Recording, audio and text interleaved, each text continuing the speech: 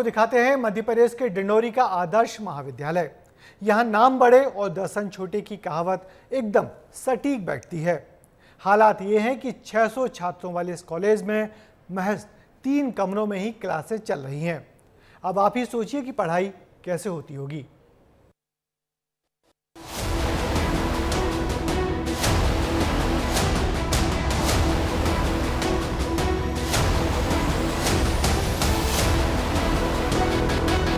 मध्य प्रदेश के आदिवासी बहुल डिंडोरी जिले में इन दिनों शिक्षा व्यवस्था की हालत बेहद खराब है। आपको तो हमने स्कूलों की तस्वीर बेहद दिखाई है। अब मैं आपको ये आदर्श महाविद्यालय की तस्वीरें दिखाना चाह रहा हूं, जिसकी हालत बेहद खराब है।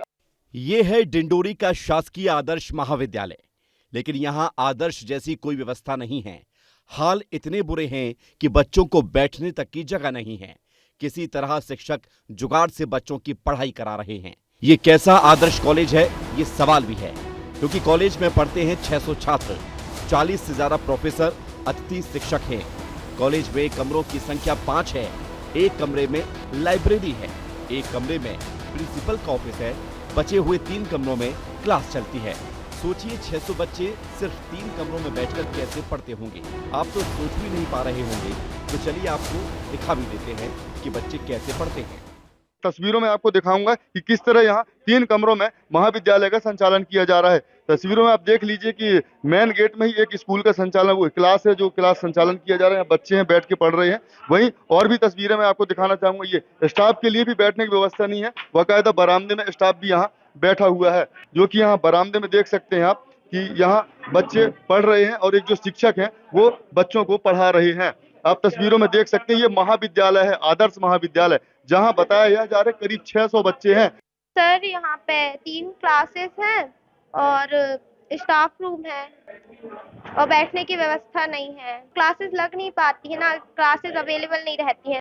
यहाँ पे सर बैठने की व्यवस्था नहीं है और तो हम लोगों के लिए ग्राउंड नहीं है, तो हम लोग स्पोर्ट में आगे नहीं जा पाते खेल में। सर बरामदे में बैठ के पढ़ते हैं सर, क्योंकि यहाँ पे क्लासेस नहीं, क्लासरूम बहुत कम है, तो आ नहीं पाते, तो बच्चे बरामदे में बैठ के पढ़ते हैं। कॉलेज तो 2018 से खुला और अपना कॉलेज बन भी रहा है, उसी कारण से विलम्ब हो रहा है या जो भी है, तो ये तो है थोड़ा सा बच्चों को लैब का है दिक्कत।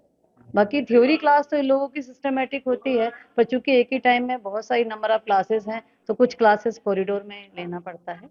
सुना आपने, साइंस क्लास है लेकिन लैब नहीं।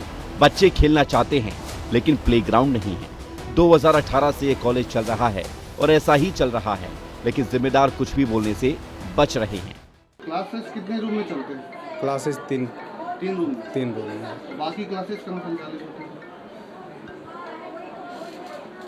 बरामदे में भी क्लासेस संचालित हो रही हैं? हाँ, महाविद्यालय के उसमें संचालित हो रही है। बरामदे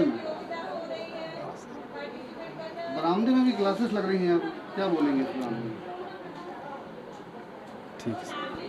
अब सवाल यही है कि क्या ऐसे ही बच्चे पढ़ेंगे, क्या ऐसे ही संवरेगा देश का भविष्य? और हैरानी ये भी है कि आखिर व्यवस्थाएं दुरुस्त होने का दावा करने वाले अधिकारियों की ये नजर में क्यों नहीं आता होगा कि शहर के आदर्श कॉलेज में ही बच्चों को बैठने तक की जगह नहीं है। विस्तार न्यूज के लिए अनिल साहू की रिपोर्ट।